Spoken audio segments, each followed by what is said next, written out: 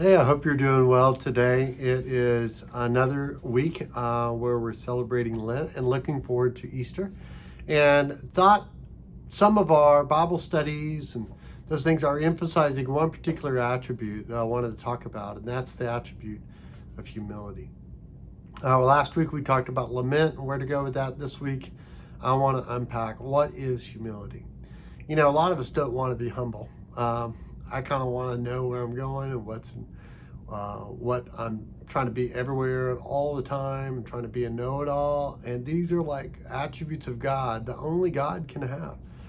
And yet Jesus, according to Philippians, let go of all those attributes in order to be fully human and was much better human than any of us, truly showing all the human attributes that God freely gives us and letting go of the divine attributes like being all-knowing and all-powerful, sovereign.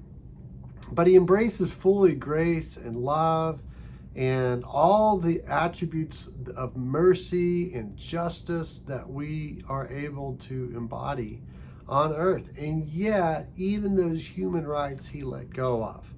In Philippians 2, it says that he became nothing. Or D.A. Carson, says, Jesus became a nobody.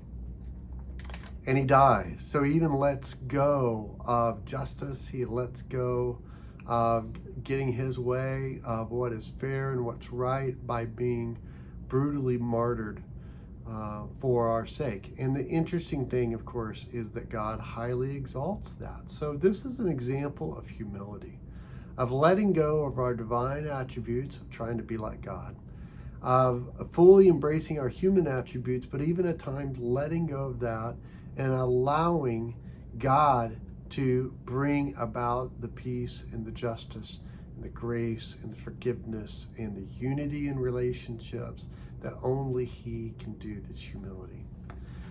James 4:6 says, God opposes the proud, but gives grace to the humble. The word opposed is present, it's active. It's the idea is that God is coming after you if you're being proud. And most of us, if not all of us, are proud in some areas. But if we're able to let go of the divine attributes of being like God, fully embrace the human attributes, but even at those times allow God, when things are beyond our control, to deal with those things and to forgive and love and give grace, when we're able to die to our own way and will, what God does is he exalts the humble. That's what God does. And so as you study this attribute, I want to just ask yourself today, in what areas are you proud? And in what areas are you seeing God make you more humble, more like Christ, more trusting, and more reliant upon God to be able to bring the peace and the love and the grace and the comfort that you so desire in life?